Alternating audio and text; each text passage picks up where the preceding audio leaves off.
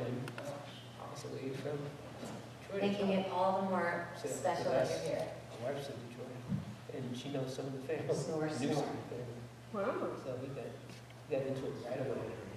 And then he and I went to one of the reform training things was in Springfield. And one of the reform things.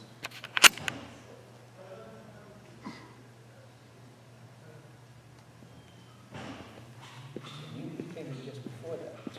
You knew.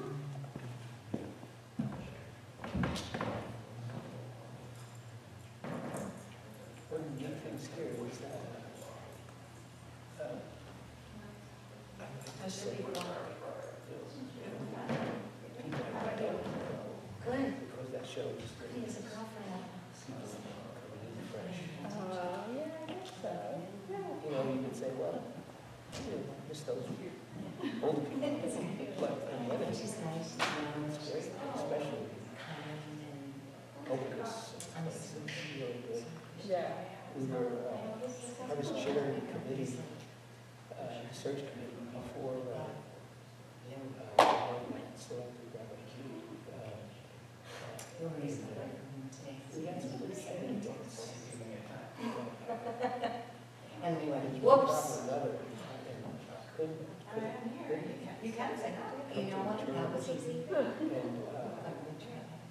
and just at that point,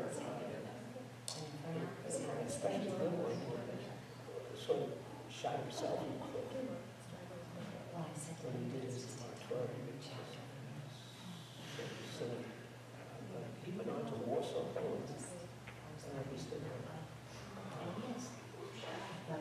He was like a real good guy from San Diego. Good job. How are you? Why aren't you snowboarding or something?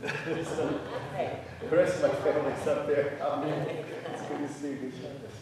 The rest of my family's up There are there. a lot of families up there. This is amazing. I'm so happy I'm up there. Oh. Really good gal from San Diego. Oh, I was just telling her, I was mentioning one of the applicants for Rabbi G was there. I chaired that search committee before she was there. So before she was selected, a really good applicant was a gal from San Diego. She was really good, actually. Well, she's cousin. Recommended her highly. But anyway, so I was driving them around. I was driving her around. So shared. She was talking to parents, teachers, decided. As I was driving her back to Middletown I said, I need a suggestion. I know, it's the whole, heartbeat of Broadway. Right, that life force. So like, Well, this is where I am now, but it may change. It may change. And so she said,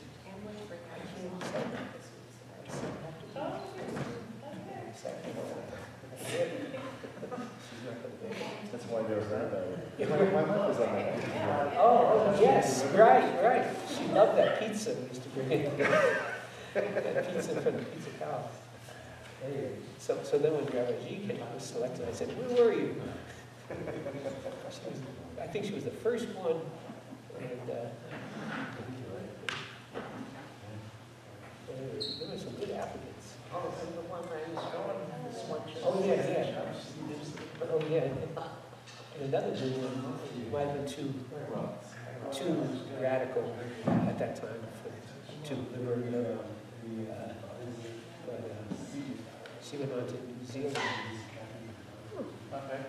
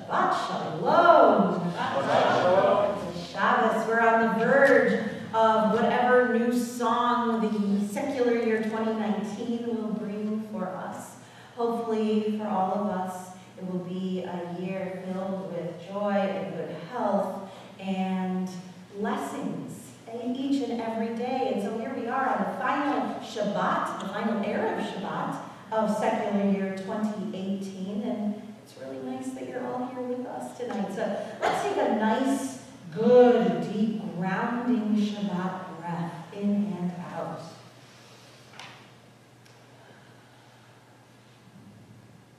You can even take one more if it feels right.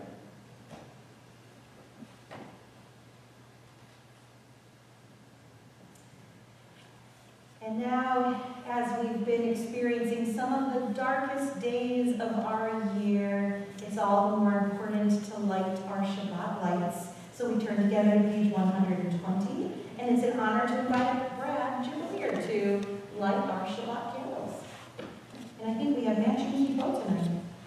Oh, Are we matching kippot? Okay. From Yad Kashish.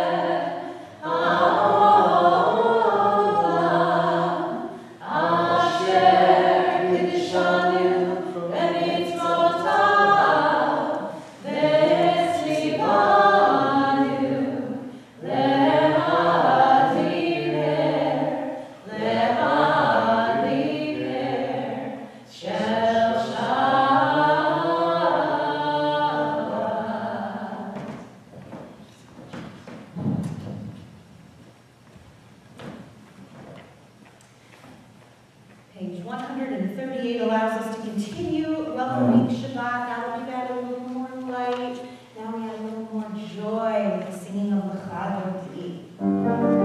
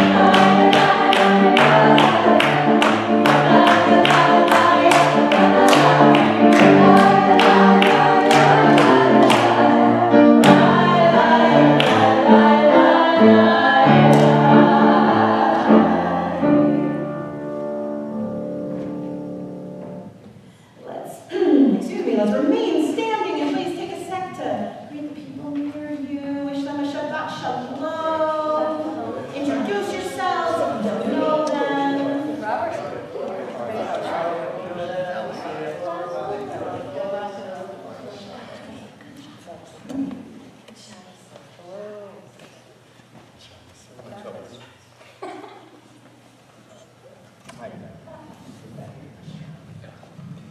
And now let's turn together to page 144 for the Chatzi Kaddish.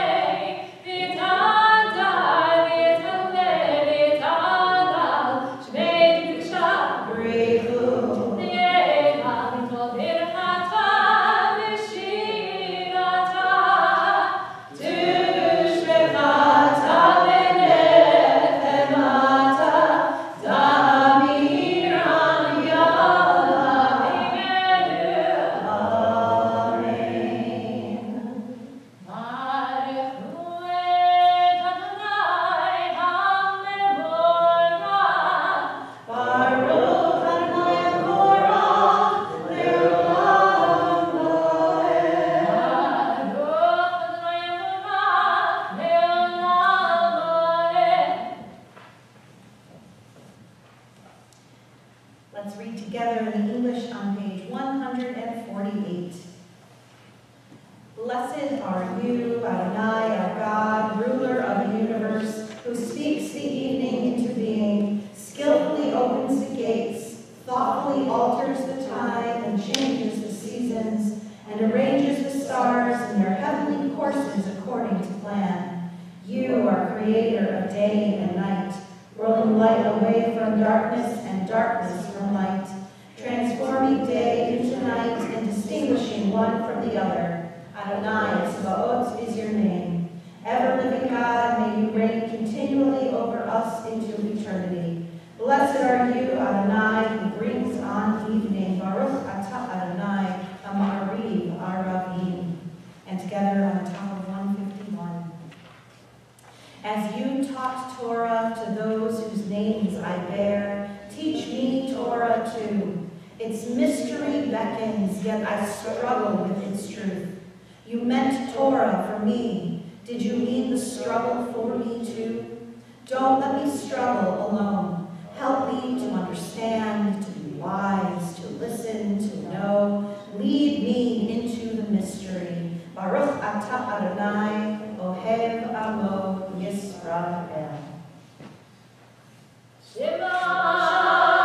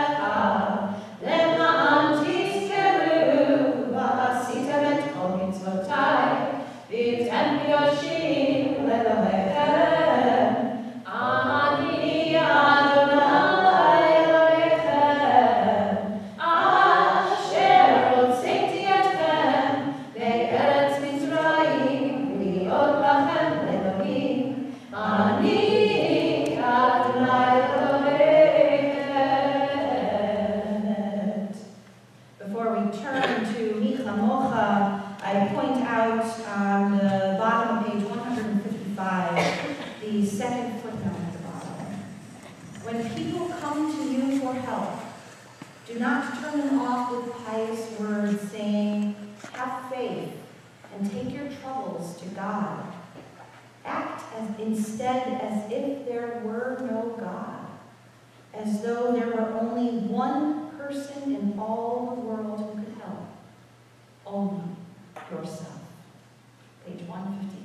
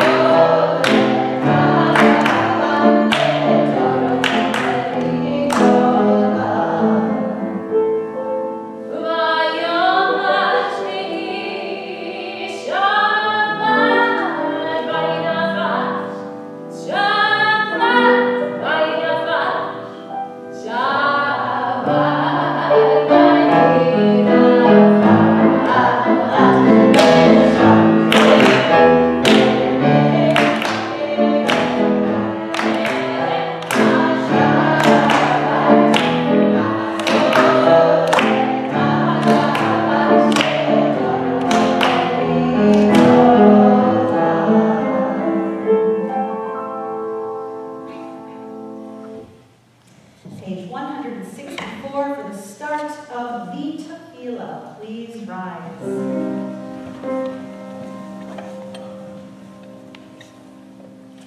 Ah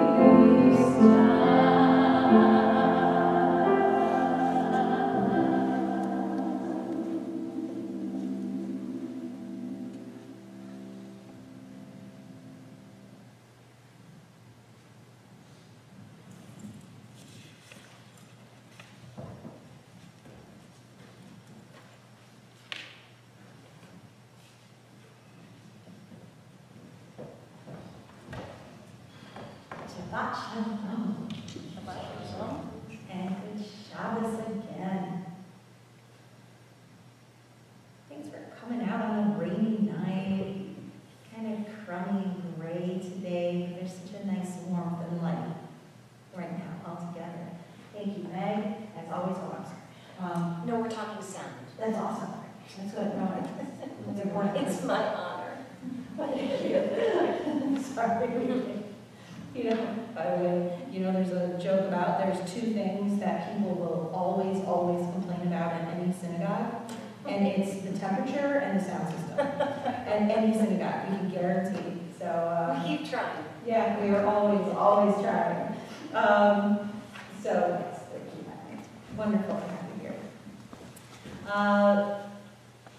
In a week that was, that did contain, now it was the darkest day of the year, the solstice, and now we're slowly, oh, hello. Hey.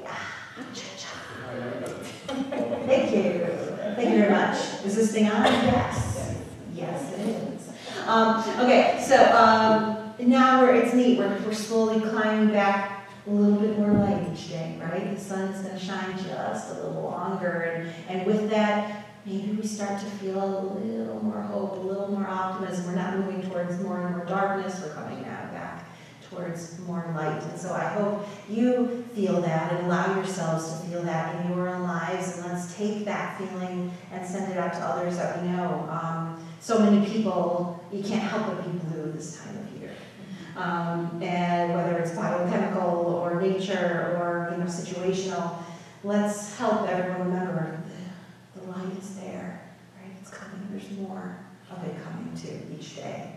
For those who are suffering, who are in pain of body, of mind, of spirit, let's join together and send them our prayers for a refuah shlema, our prayers for a complete healing, a speedy healing, a return to wholeness, whatever that might mean for each person.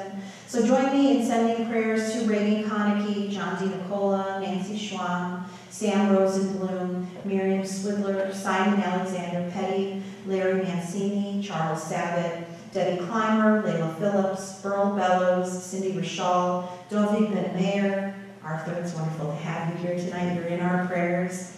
Iris Klar, Stacy Reed, Michael Price, Jim Nickel, Nan Kraszewski, Marty Schichtman, Fred Schaefer, Francis Mose, Sophia Youngblood, Dan Pear, Daphne Rosenberg, and Ruth Bader Ginsburg. Who else are you praying for tonight for a return to healing and wholeness? Alan Brett and Susan Lupino Clun.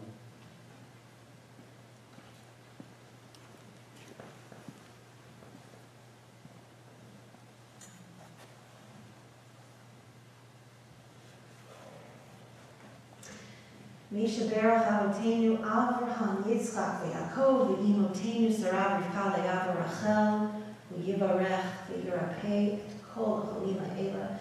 May the one who blessed all of our ancestors, Abraham, Isaac, Jacob, Sarah, Rebecca, Leah, and Rachel, bless and heal all those who are ill, all those who are in pain, all those who are injured.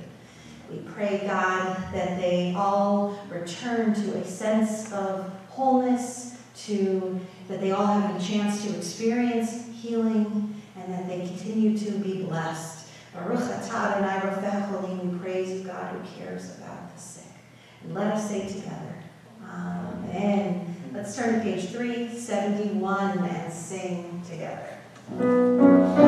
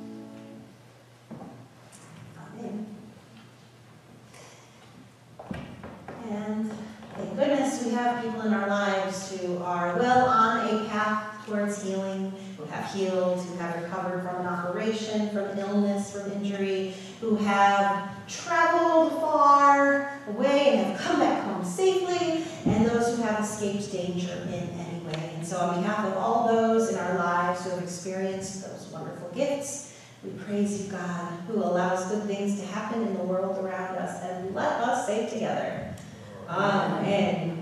And we have Smakot, Simchas, happy occasions to celebrate. Ben and Bree, really nice having you here tonight. Always nice when some of our congregation's kids come home and you're not kids. So when you come back as adults,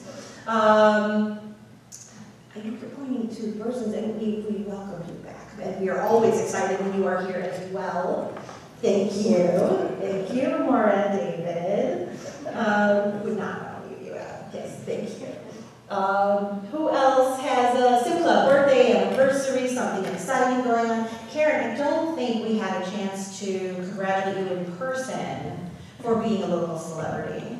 And we hope that the show went really well. It was really exciting. Yeah, we actually got Fantastic. I hope you don't mind. But we're really excited for you. Privilege. What else is going on in people's lives? I have no idea what's going on with Karen. Nothing. I have absolutely no idea. She's a We'll show superstar. you. She was the person of the week in the local paper a few weeks ago My now. stuff. Oh, it's true. That's beautiful. What else is going on for people? No, nothing. Anybody have nice New Year's plans that you want to share? No, nothing. Okay. Great. You can get some of the Hebrew National Cocktail wieners, because it's not a party without the little hot dogs, so that's your rabbi's recommendation for this year. Get the cocktail wieners. Do you wrap Yeah. them in the dough? Oh, yeah. Yeah, we have to wrap them. You have to. And then they're good to go. I mean, you can get them already made, but it's much more fun to make them yourself and have a little mash of dough before, but doctors don't recommend that. But yeah, gotta. I would say pigs and blanket, but it didn't seem right to say from the Bima, so I'm not gonna call it that. I don't know what we would call them otherwise. I think that's it. That's it. Yes, Hebrew National hot dogs wrapped in dough. All beef hot dogs wrapped in dough. Yes. Ben escaped danger, and I would say people escaped. He went on a sound of music tour in Australia. Tell us about the Sound of Music tour in Austria. I survived all yodeling in 16 going 17. I mean, because that's a little iffy sometimes, the yodeling. That can be really It was scary. scary. That's cool. Yeah, no, it was a lot of fun. It was a lot of fun. It turned, Katie's one who dragged me on. It turns out I enjoyed it probably more than she did by the time we were in the thing. So. It was Wow. great fun. Yeah, that was great. That's great. Perhaps we can invite you to recreate the tour for us sometime. Just do a brand new production. Exactly. At least the yodel. At least the yodeling. At least. Yes, Arthur. You tweeted too, prayers, thinking about the low-paid federal workers Yeah. who are hurting. Yes, absolutely. And sending our prayers to them and our butzes, to everybody in upper management to end the shutdown. Thank you. Absolutely. Hard time of year. Any time is hard, especially hard time of year for people to be out of work. Anybody else? Okay. So, speaking of musical theater, Ben, thank you. I segue. You did. This week we are in the book of Exodus now for the first time in our annual reading. We've just completed the book of Genesis. And so now we're in the second of the 5 books, right? Genesis, Exodus, Leviticus, Numbers, Deuteronomy. We're now in Exodus. And if the book of Genesis were a rock opera, and don't we all wish that it were? Yes, we do. Okay, I do. It might just start, at least in my head, with the Israelite slaves singing the words that Bonnie Tyler made so famous in the 80s. Okay, not total eclipse of the heart. You might be thinking of that one. But instead, where have all the good men gone and where are all the gods? Where's the street white rice Hercules to fight the to fight the rising odds? Isn't there a white knight upon a fire steed? Late at night I toss and turn and I dream of what I need. Anyone know the song? I need a hero.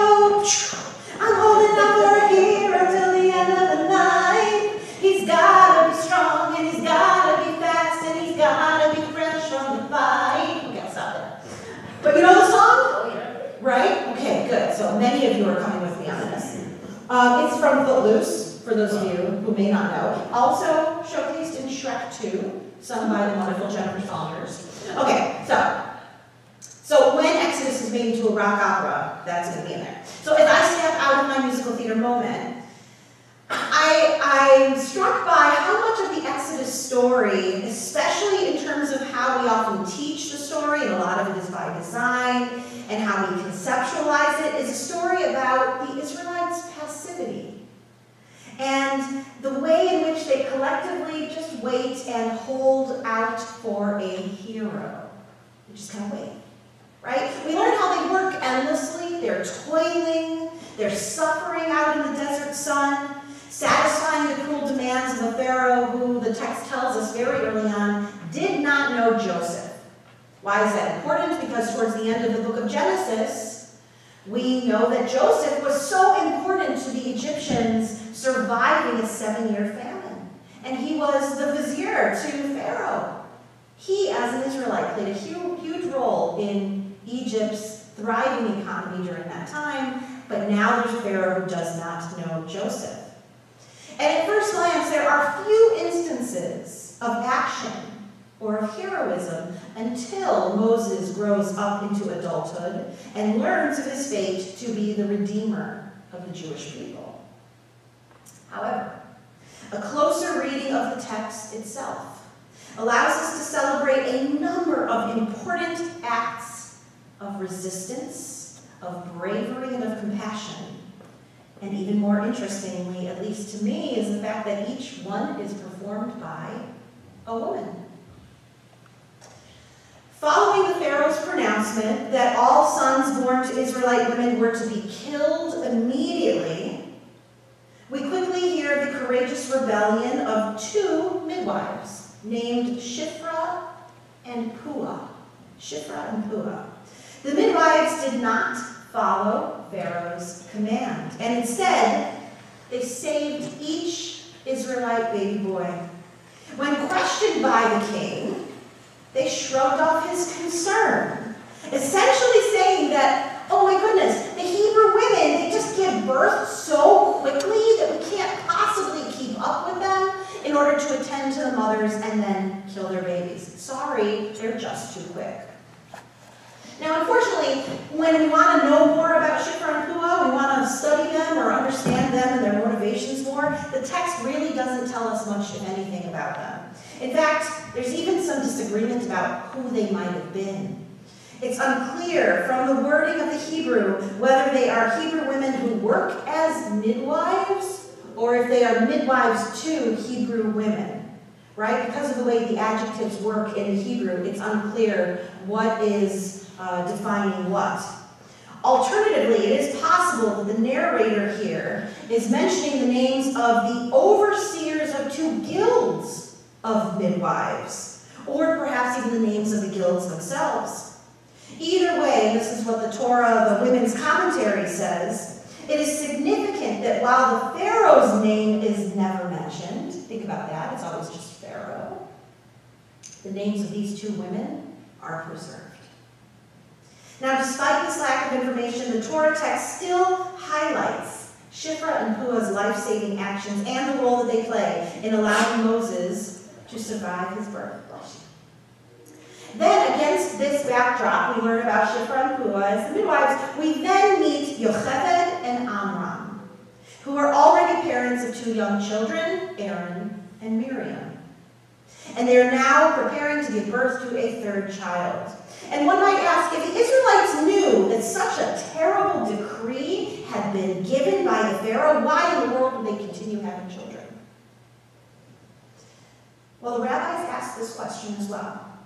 And one of our greatest heroines, Miriam, was then used as a bit of a catalyst here by the rabbis as a way of answering the question of why do they continue having children. The rabbis believed, midrashically, so their interpretations, that Amram was a great scholar of his time. And thus, when he heard Pharaoh's plan to kill all the baby boys, he divorced his wife, Yocheved. He said, forget it, we're not even going to take a chance of having any more kids, ensuring that no more children would be born to them. And because he was such a leader, all the other families soon followed, all the couples divorced. However, again, according to the rabbis, little 5-year-old Miriam revealed her prophetic abilities when she reprimanded her own father, Amram. Father, your decree is harsher than that of the Pharaoh. Pharaoh only decreed against the males, but you have essentially decreed against both male and female children. Because all of the Israelites have withdrawn from their wives, neither sons nor daughters will come into this world. Pharaoh decreed only for this world, but you have decreed both for this world and the next. Both a baby that was born and died as a result of Pharaoh's decree, who would therefore reach the world to come, but an unborn child, one that isn't even allowed to be born, won't even make it to the world to come. That's from the Talmud. So Yocheved, after Miriam's little encouragement, bravely gives birth to a newborn Israelite boy. She refuses to allow him to be killed and hides him for 3 months. And this time must have been terrifying, bringing to mind, of course, the children who were hidden during the years of the Holocaust. Every cry, every murmur of the child must have been a fright, as if he would be discovered by Egyptian guards at any moment. Nonetheless, Miriam's prophesying abilities and gifts continued. She says, when my brother Moses was born, our family's house filled with light. Although I was only 5 years old, I prophesied that this newborn child would become a great leader and redeem our people from slavery. That's shared in a wonderful book called The 5 Books of Miriam, a women's Torah commentary. With this hope in mind, Yocheved lovingly builds a small ark for Moses to float down the river, presumably to safety. And the Talmud even places Miriam along the banks of the Nile, mindfully watching over her little brother as he floats and floats, making his way towards the royal palace, his new life as the son of Pharaoh's daughter, and his destiny as the person who will eventually help to save the Israelites. So another woman then becomes important, Pharaoh's daughter. We add her to our list when we recall how she decides to raise an obviously Hebrew child as her own. This was in direct opposition to her father, who had made the decree to kill all baby Israelite boys. And yet this does not seem to affect her in any way. And then, a little bit later on in the story, we add Zipporah, Moses' Midianite wife, who circumcises their son, Gershom, herself. What mother today would want to do that? I don't know, but not me. And so, Zipporah helps to circumcise Gershom so he can take his place as a part of the Israelite community. So these 6 women, right? Shiphrah, Puah, Miriam, the Pharaoh's daughter, Yocheved, and then finally Zipporah. They're imbued with incredible strength. They're named by the text, which is so rare. And they each have tenacity and, dare we say, chutzpah. They are capable of receiving divine inspiration and then even acting on it. They don't just wait for, as Bonnie Tyler sings, a streetwise Hercules or a white knight on a steed. Rather, they take control of their situation to the best of their own abilities.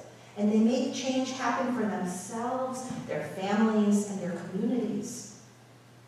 These women, our ancestors, inspire us to remember the power that each of us male and female, young and old, rich and poor, hold in our hands at every moment.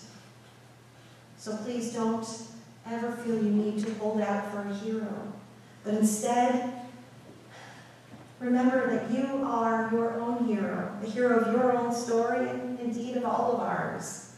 And we can do it right here and right now, ourselves. Keni Hiratzon, may this be God's will. Amen.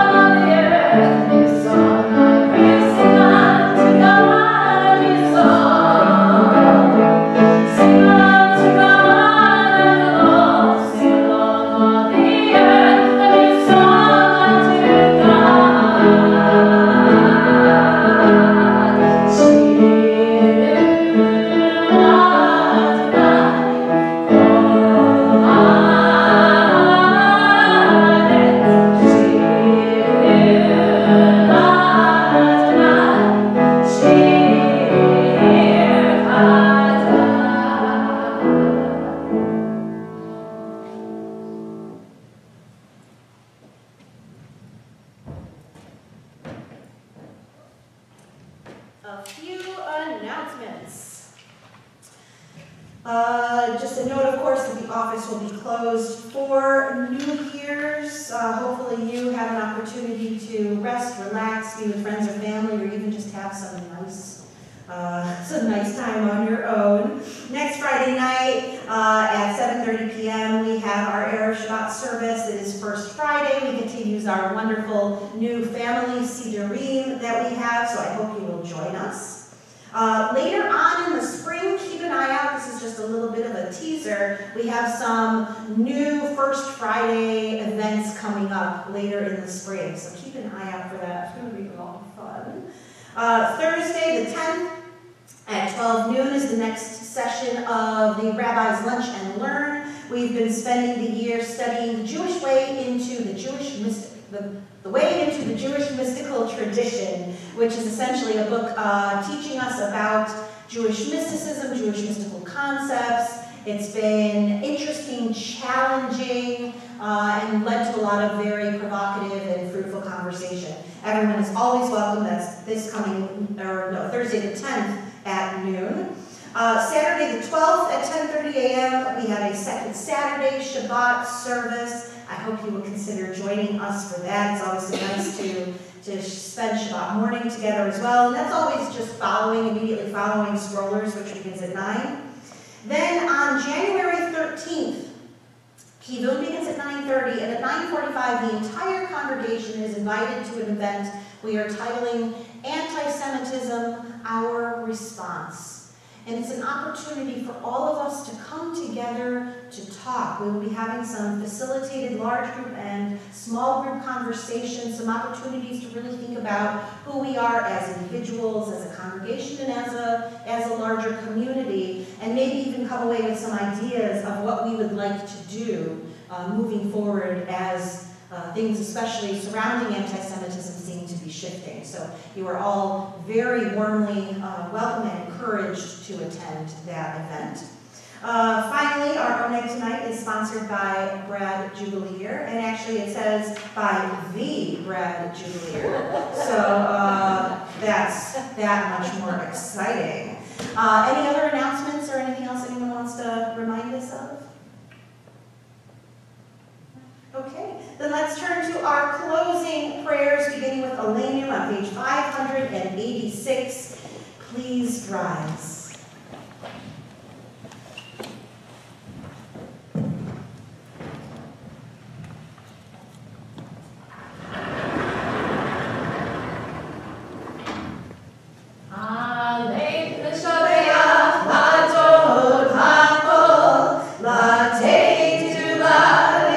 Celebration.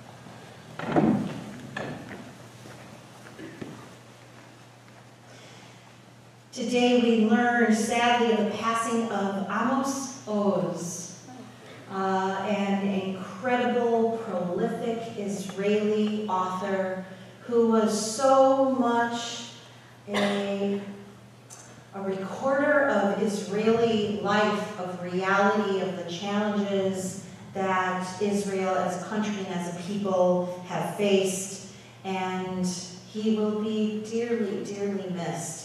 And so, in his memory, I wanted to share with you just one paragraph of his writing from a piece called Jews and Words. Judaism is a civilization, and one of the few civilizations that have left their mark on all of mankind. Religion is a central element in the Jewish civilization, perhaps even its origin. But that civilization cannot be presented as nothing more than religion. From the religious source of that civilization grew spiritual manifestations that enhanced the religious experience, changed it, and even reacted against it. Languages, customs, lifestyles, characteristic sensitivities, and literature and art and ideas and opinions. All of this is Judaism. The rebellion and the apostasy in our history, especially in recent generations, they are Judaism too. It is a broad and abundant inheritance.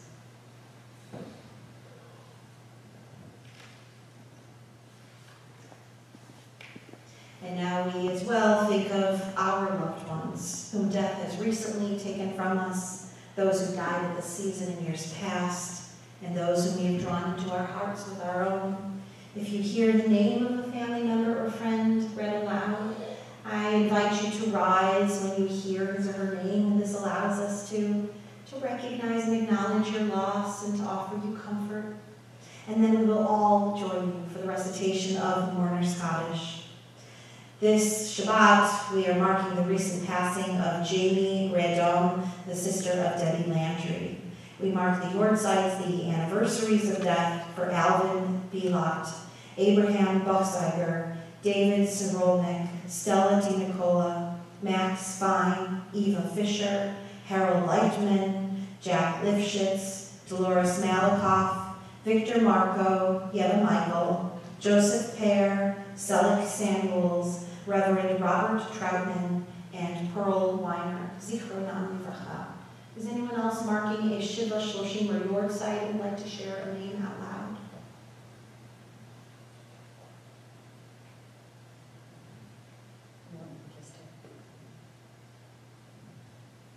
May all of their memories always be for a blessing. And now together we all rise. We turn to page 598 and we join the mourner's Kaddish. Yit Gadal, Yit Kadash, Shanei Rabbah, Be'alma Divirach, Dirtei, V'yamlich Malchutei, V'chayechon U'v'yomechon, V'chayei T'chol Beit Yisrael, V'agala U'vizman Kari V'imru, Amen.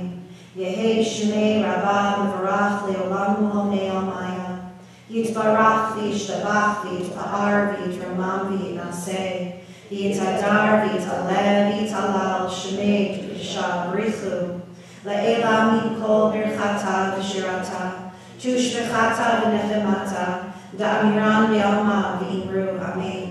Yehei Shlam Rabba Min Shemaya, V'chayim Aleinu V'al Kol Yisrael V'imru, Amen. Oseh Shalom B'mirmav, Hu Ya'aseh Shalom, Aleinu V'al Kol Yisrael V'imru, Amen.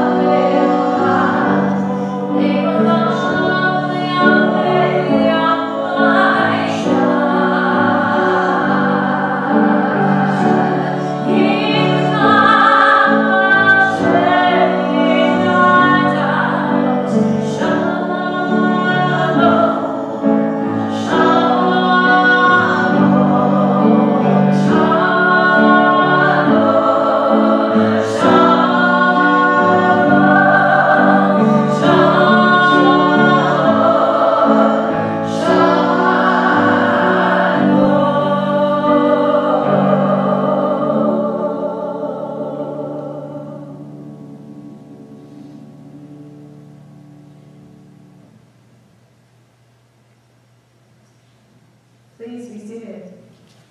We conclude tonight with a prayer of praise with Hallelujah on page 306. Hallelujah.